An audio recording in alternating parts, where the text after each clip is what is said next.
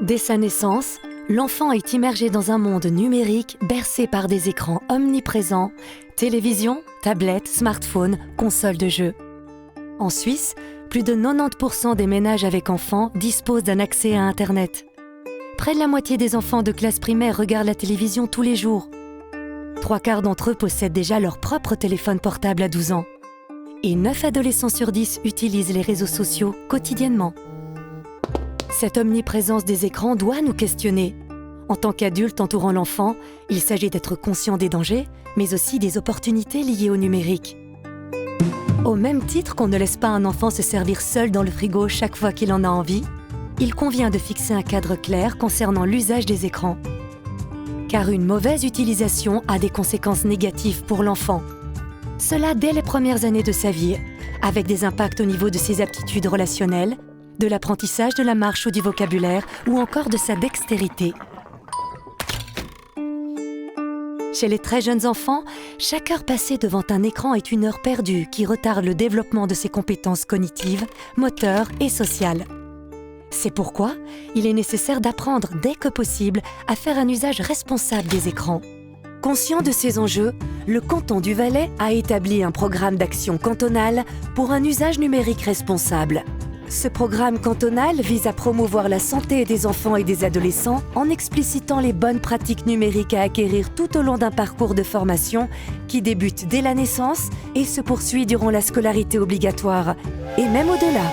Durant ce processus, l'enfant est accompagné de guides, principalement les parents et les enseignants, qui ont pour mission de véhiculer les bonnes pratiques tout en montrant eux-mêmes l'exemple. À mesure que l'enfant progresse, l'influence des guides diminue. Cet apprentissage d'un usage responsable des écrans s'articule autour de 4 axes stratégiques qui sont mobilisés au fur et à mesure de l'évolution de l'enfant. Le dialogue et l'écoute occupent une place centrale. Pour les adultes, notamment les parents, il s'agit de s'intéresser à ce que font leurs enfants sur les écrans, de prendre au sérieux leur rôle de modèle et de solliciter en cas de besoin l'aide de professionnels. La responsabilisation des enfants et des adolescents vis-à-vis des contenus qu'ils visionnent ou de leur usage des réseaux sociaux est un second axe important. L'objectif est de développer chez eux une attitude critique et de les sensibiliser aux conséquences que peut entraîner une mauvaise utilisation des outils numériques pour eux-mêmes et pour les autres. Inculquer les bonnes pratiques signifie également fixer des règles et appliquer celles qui existent, qu'il s'agisse du cadre légal ou des recommandations en matière de temps d'écran ou de classification d'âge pour les jeux vidéo. L'adulte agit ici en tant que garant des règles et veille à ce que l'enfant ou l'adolescent en ait connaissance et les respecte. Utilisés de manière responsable, les écrans sont aussi de formidables sources d'information et d'apprentissage.